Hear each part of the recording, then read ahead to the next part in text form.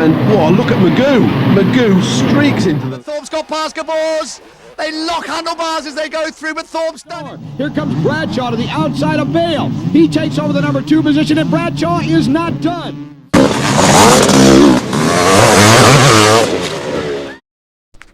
Welcome, Motocross History Channel team. Today I'm releasing a video on the 1987-88 YZM500. In my opinion, and you guys can feel free to comment, it is probably one of the most, if not the most, interesting works 500 ever created, right up there with the mid-80s RC 500s. Everything from the aluminum tank to the aluminum airbox to the all-aluminum chassis, first motocross bike to have an aluminum chassis, by the way, to the anodized forks. It was written in from 87 to 88, written by Jackie Vimon, the 1986 250 MXGP champion, and Leif Persson, the Swedish Sandmaster, and also by Kurt Lundqvist. All three did a great job. Give you a little bit of history. A Yamaha, since Jackie Vimon had a factory contract with Yamaha, they, after he won his 1986 250 world title, they asked him to ride the 500 class, and they were going to give him the YZM500 to ride in 87 and 88. And many of you know, if you followed Vimon's career, in a ceremony celebrating the 250 world title, they brought him out, and they were going to introduce him by lowering his 250 world title winning YZM250 down from the rafters on cables with him on it. As that was happening, one of the cables snapped, and he fell about 15 to 20 feet on his back, broke his back. This was during the off season between 86 and 87. So he was out for the 87 season, rehabbing, and was able to come back for the final race of the 500 MXGP season in 1987, the Swiss 500 MXGP. And he didn't do too bad. I think he got a third or a fourth. But larger problems loomed physically with Vimon, and he was never the same rider again. Leif Persson picked up the slack. I don't think he was originally contracted to ride the YZM500 with Jackie in 87, and so and I could be wrong, anybody correct me if you want to, but he ended up riding Vimon's bike throughout 87 and actually did really well. He took the YZM500 to its first Moto MXGP win, also in Sweden, because he is the Sandmaster, winning I think the first or second moto, and he was fast on thing, competitive. He was competitive in Holland, did great there, and like I said, in Sweden as well, and in a number of other places. He was a front runner, and so and of course Yamaha, because they sucked in the 80s, their head offices, by rewarding him, they let him go in 88. And so in any event, Jackie Vimon came back, raced the full 88 season, gave it 2 heat wins and I think an MXGP win. Did really well in places like Sweden, did really well also in Switzerland, did really well in Italy, and he did really well. His final ride on the YZM500 was at the Motocross of Nations, which was in France that year, if you remember Ronnie Lachine's phenomenal ride. Jackie Vimon also did really well in France, was neck and neck with the US, Team USA, all the way to the end because of him and because of JMB. Now, there have been some people out there that have said that it didn't handle well, but this bike was so rarely tested that the credibility of those folks, I take it with a grain of salt. What would have been awesome would have been if Yamaha would have had their act together and made a production version of this, even just for 5 or 6 years. That way we could have seen, in the United States, we could have seen like Brock Glover, Jeff Stanton when he was with Honda, Doug Dubach, and even Damon Bradshaw, instead of riding that pig of a WR500. Don't get me wrong, I love the WR500 for other reasons, but imagine Damon Bradshaw on this sucker. Man, he would have been a front runner to win the title, 500 national title in 90 and 91. So I hope you guys enjoyed this video. It's always a fun thing for me to do because I love this bike so much. I wish I could get my hands on it. I've done my own type of projects trying to recreate this bad boy at home. I have a YZ360, the Nolens Olens kit, but I still have ideas in my head of finding like a 1989 or 1990 YZ250 rolling chassis and stuffing a CR500 motor in there from like 87 to 88 because it doesn't have the low boy configuration, low boy pipe configuration. But let me know what you guys think. Leave your comments below. Us 500 two-stroke MX lovers, we tend to run in the same pack. So hey, share this with your friends.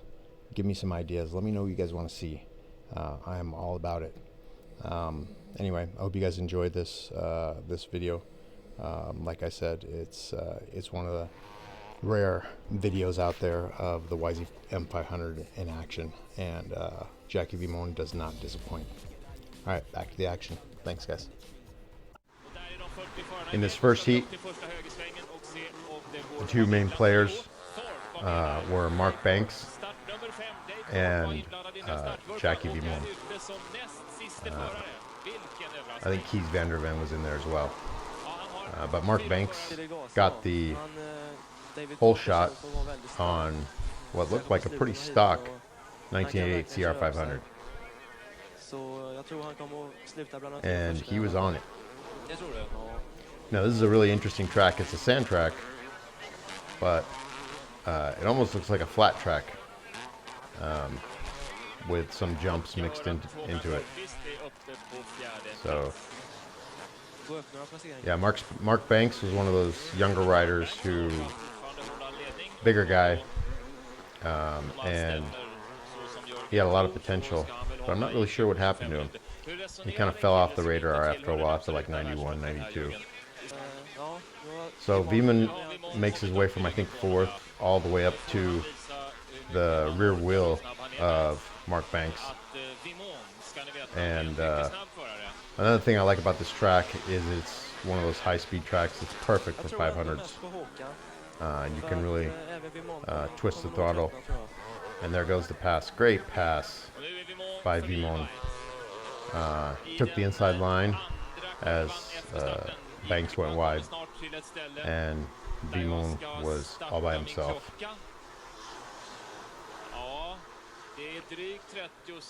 And it looks like from that point, Vimone was never challenged in the rest of the 40-minute heat. Can you imagine riding a 500 for a 40-minute heat? When I turn laps on a 500 at my local tracks, especially the sand track that I go to frequently, which is actually has more jumps than this one, and it's pretty wide open as well. I'll turn about 10 or 12 laps when I'm fresh, and it will have felt like I'm out there for 20 to 25 minutes, but then I look down at my watch and it's like 16 minutes, and I am smoked. I actually feel like I'm in pretty decent shape, just because I recently retired for the military, and the unit that I was at, you had to be in good shape. But these guys were definitely the epitome of a professional athlete, and they definitely didn't get the credit they deserve for being in as great of shape as they were, and are even to this day. Now, because Håkan Karla is also from Sweden, toward the end of this race, he actually started to get a little close right there to Vimon. All right, now we have the second heat. Kees van der Ven gets the whole shot barely, and with Jackie Vimon on his rear tail, right up to him, and just rides that rear tail until he can find a good place to pass. Vimon won the 1986 250 MXGP Championship. There's the great pass right there. And won the 250 World MXGP Championship in 1986 with Yamaha. And that's why Yamaha chose him to ride the Works 500, the YZM500. They chose him not too long after he won the World 250 Championship. But when in France, when they were doing a tribute to his 250 world title, they had him show up to this ceremony, and they wanted to make it a big deal, so they went. They had him on his bike, and they lowered him down on cables from the ceiling, from the rafters, on stage to see if he would actually just to make it a big deal. And one of the cables snapped, and he fell, I think, like 15 feet. Fell on his back, broke his back, and missed the entire 87 season, with the exception of the last race in Switzerland. He actually did pretty good in that race, but he was never the same rider after. Here you have Dave Thorpe, who was on it in the second heat, and ends up passing Kees van der Ven without too much issue. Dave Thorpe was really moving. Now later on in this moto, something really confusing, maybe you guys can tell me, happened. But Dave Thorpe will soon pull up to the rear wheel of Vimon. And I don't know if Vimon was tiring or he just wasn't at the same level as Thorpe, but Thorpe passes him almost right here. Yep, there he goes. Takes the inside line around the corner. He is famous for that. Thorpe could take an inside line on a 500 like it was on rails. You think, oh man, if he takes that inside line on an off-camber turn, like he's gonna either spin out, lose the rear wheel, whatever. Okay, there's the sneaky little Gabors. Nobody sees him coming, and then he turns to the rear wheel of Thorpe, his teammate, pretty quickly. Now here's the confusing part. It'll come up in a couple of turns. So now he's on the rear wheel. Now, as you guys remember, this was only the third or fourth race of the season, but Gabors would end up winning the title this year. So right here, Thorpe, look at that, man. He had so much more. And takes the outside line into the inside and just passes him. And it's almost like Thorpe just kind of just let him go. I never understood that one. Maybe Thorpe ran out of gas? Or because once he passed Thorpe, like, he was gone. Thorpe didn't even challenge it. And that's very unlike him.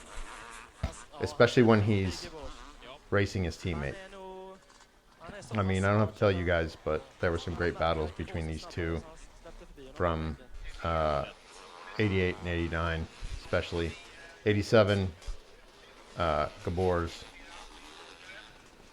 raced the 250 class. He raced the 500 class in 85 and 86, switched to the 250 class, and then raced the 500 class from 88 to 90, winning it in both 88 and 90, and becoming the first rider to ever win the MXGP in all three classes. And there he takes it.